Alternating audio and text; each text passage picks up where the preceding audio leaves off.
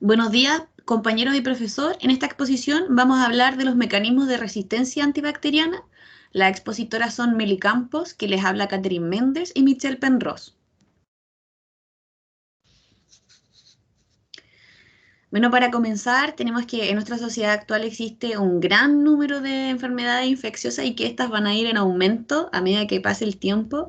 Y ahí es donde los antibióticos antibacterianos son un elemento de gran importancia y fundamental para combatirlas. Su amplio uso y abuso, sobre todo el abuso en la población mundial, genera una amenaza cada vez mayor en la salud pública también, fomentando el incremento de la resistencia bacteriana y trayendo consigo una gran necesidad de crear día a día nuevos fármacos para poder combatir estas enfermedades que van apareciendo. Es importante definir, saber qué es un antibiótico. Estos son medicamentos que se utilizan para tratar estas infecciones bacterianas y están entre los medicamentos que actualmente son los más vendidos a nivel mundial. Y su mecanismo de acción se basa en inhibir o detener el crecimiento de las bacterias o simplemente en destruirlas por completo. ¿Qué es la resistencia antibacteriana?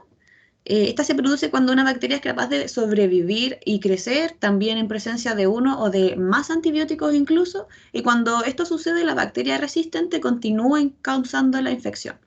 La resistencia bacteriana a los antibióticos es un tipo específico de resistencia a los fármacos antimicrobianos, ya que estos son capaces de inhibir y matar el crecimiento de un organismo, y no solo de una bacteria, sino que también de un hongo o de un virus.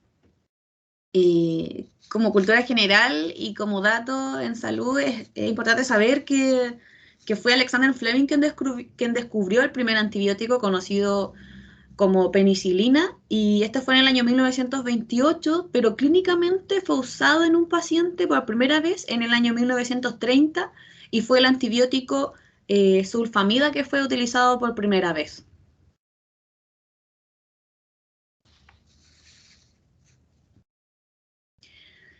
El objetivo general de esta exposición es conocer los antibióticos antibacterianos, y dentro de los objetivos específicos tenemos que primero mencionar los mecanismos de resistencia bacteriana a los antibióticos de uso común, conocer también las principales diferencias entre un agente antibiótico y un fármaco quimioterapéutico.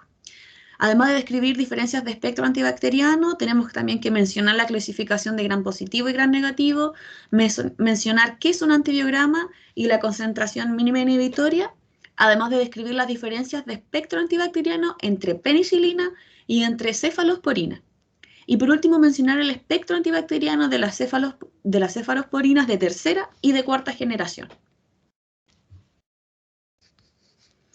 Dentro de los mecanismos de resistencia bacteriana a los antibióticos de uso común, tenemos el primero de ellos, que es la pérdida de porinas, que esta consiste en la pérdida que permitía la entrada, obviamente, a la célula y hace que se impida la llegada hasta el núcleo. El segundo mecanismo tenemos las proteínas beta-lactamasa, que son capaces de romper los enlaces químicos de los beta-lactámicos, y las bacterias que poseen estas enzimas son resistentes a estos antibióticos. El tercero son las bombas de extrusión de antibióticos, que estas son proteínas transmembranas que permiten la exportación del antibiótico fuera de la célula, produciendo un gasto energético, y dentro de los ejemplos de este mecanismo tenemos las quinolonas y las cloranfenicol. El cuarto mecanismo son las enzimas que modifican químicamente a la enzima que lo inactivan a no reconocer su diana, y por ejemplo en este mecanismo tenemos el ciprofloxacino. Otro mecanismo son las mutaciones en la diana específica del antibiótico, que es los antibióticos que interaccionan con con su diana molecular de forma muy similar a como lo hace una llave cerradura. Y estas mutaciones en la diana hacen que el antibiótico ya no sea capaz de reconocerla. El sexto mecanismo tenemos las mutaciones de los ribosomas, que además de las funciones celulares conocidas, estos actúan también como diana de los antibióticos, como las tetraciclinas, y hacen que se detenga la síntesis de proteínas que son necesarias para la vida de la bacteria. Y algunas cepas incluso han desarrollado mutaciones en las regiones de interacción del antibiótico con el ribosoma, lo que las hace invisibles en estos compuestos. El siguiente mecanismo son las mutaciones en la estructura del lipopolisacárido. Bueno, que estos son polímeros de la membrana externa de la bacteria y algunos antibióticos, como por ejemplo la poliximina, interacciona con el liposacárido y lo desestabilizan y por último así impiden su correcta síntesis. Y el último mecanismo que es son los desvíos alternativos, que por ejemplo en esta tenemos las sulfamidas que son los que pueden mutar o también son capaces de ganar la actividad enzimática perdida por la acción del antibiótico, promoviendo un desvío en la ruta que permite sobrevivir a las células. Por eso se llaman desvíos alternativos. Como observamos en la imagen, como hemos mencionado, que el antibiótico debe fijarse sí o sí a un receptor para la célula. Como mencionaba en el mecanismo de los ribosomas, existe una mutación del receptor, además de modificaciones del antibiótico, en la que encontramos que las enzimas, acá vemos que las enzimas son las que van modificando la molécula del antibiótico en sí, y el tercero que es simplemente la impermeabilidad de la bacteria, en donde el poro está cerrado y hace que el antibiótico no pueda entrar. Y por último, la expulsión del antibiótico, en la que algunas bacterias son capaces de rechazar los antibióticos por la aspiración fuera de la célula, como mencionamos en los últimos mecanismos.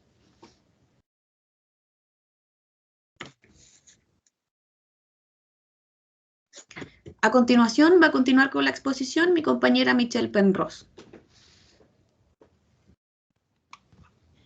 La principal diferencia entre un agente antibiótico y un fármaco quimioterapéutico antimicrobiano es que el antibiótico es extraído de estructura viviente o de seres vivos, como lo son las bacterias, los hongos o las algas, mientras que el fármaco quimioterapéutico es derivado de sustancias químicas antibacterianas. O sea, su principal diferencia es que los antibióticos vienen desde el mundo vivo, mientras que el quimioterapéutico viene desde el laboratorio.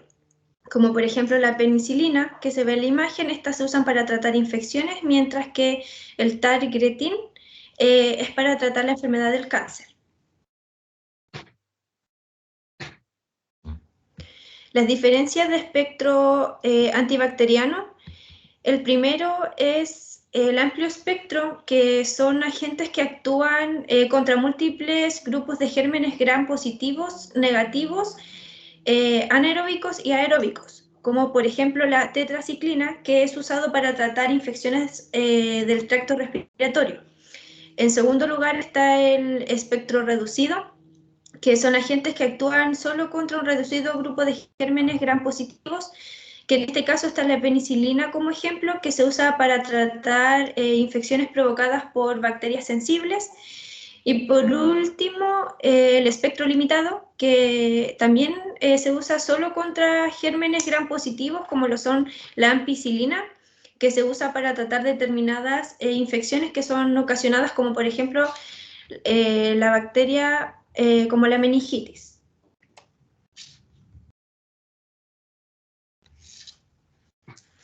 Bueno, en cuanto al gram negativo y al gram positivo, como dato, encontramos que la tinción de gram la creó el bacteriólogo Christian Gram en el año 1884, y que esta sirve para distinguir si las bacterias tienen mayor o menor peptidoglucano.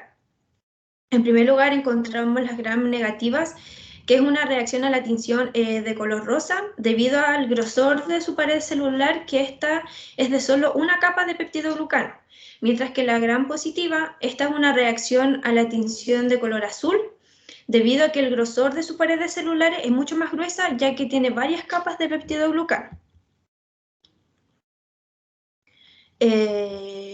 Como dato igual, encontramos que la gram negativa se usa de manera más frecuente y que esta también se está haciendo mucho más resistente a los antibióticos, mientras que la gram positiva, esta se está trabajando debido a que estas son mucho más resistentes, cuesta mucho más que los antibióticos funcionen en ellas debido a su grosor de la capa de peptidoglucano, en donde esta protege mucho más a la bacteria y no permite que el antibiótico realice su función.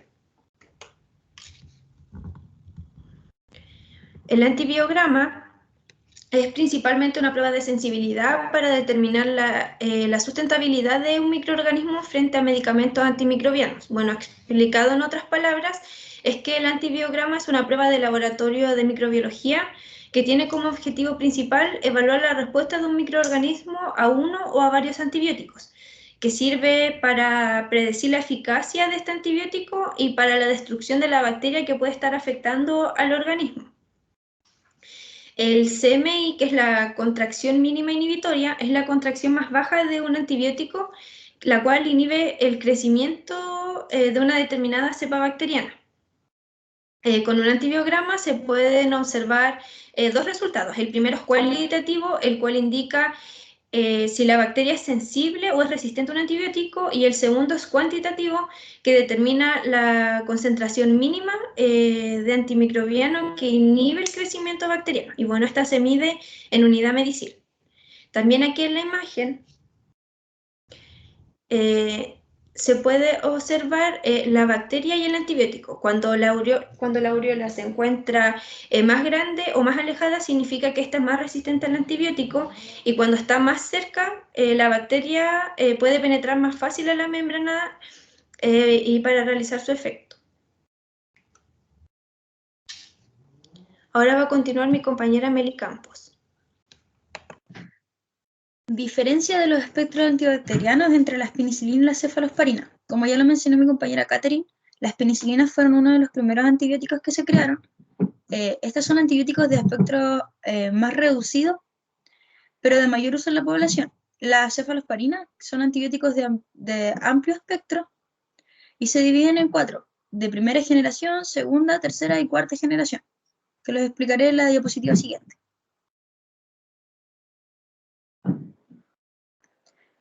La diferencia entre el aspecto antibacteriano de las cefalosporinas de tercera generación y cuarta generación: las de tercera generación son mucho más usadas en la población mundial y también provocan mayor resistencia bacteriana.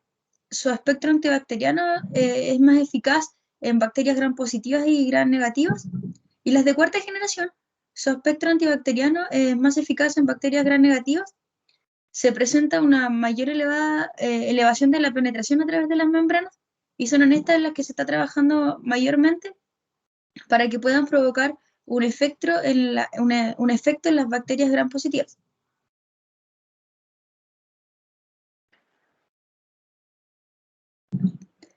La resistencia de las bacterias a antibióticos y el ADN. Hay dos formas: la mutación espontánea y la adquisición de nuevo material genético. Como se logra ver en la imagen de arriba superior, hay bacterias que son resistentes y puede haber una bacteria que no es resistente al antibiótico. Al convivir estas bacterias y aplicar el antibiótico, las bacterias que no son resistentes se logran ir multiplicando, y no así las bacterias que no son resistentes al antibiótico. Estas mueren y las bacterias que son resistentes se multiplican, y el antibiótico no logra causar el efecto en la patología. En la adquisición del nuevo material genético, a través de los plásmidos que tienen genes resistentes a bacterias, al convivir y estar en contacto directo con bacterias que no son resistentes, este ADN se transmite, provocando que las bacterias que son resistentes sobrevivan al antibiótico y se multipliquen, y las que no dejen de existir.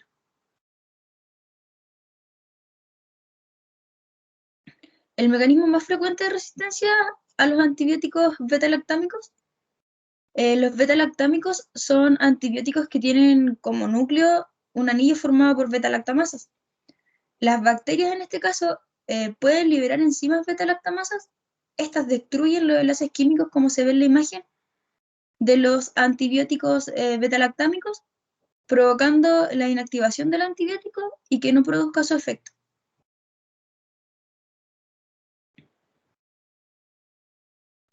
Como conclusión, encontramos que como consecuencia de la resistencia bacteriana a los antibióticos, los tratamientos farmacológicos se vuelven ineficaces, teniendo que buscar nuevas formas de tratar a la población y a las diferentes patologías. Junto con esto, aumenta la mortalidad, los efectos adversos que los antibióticos puedan provocar en las personas. Nosotros, como estudiantes y futuros profesionales de la salud, Encontramos que es de suma importancia conocer el uso y los efectos adversos de los fármacos para saber qué tratamos y cómo podemos prevenir el mal uso de su consumo. Muchas gracias por su atención y cualquier duda o consulta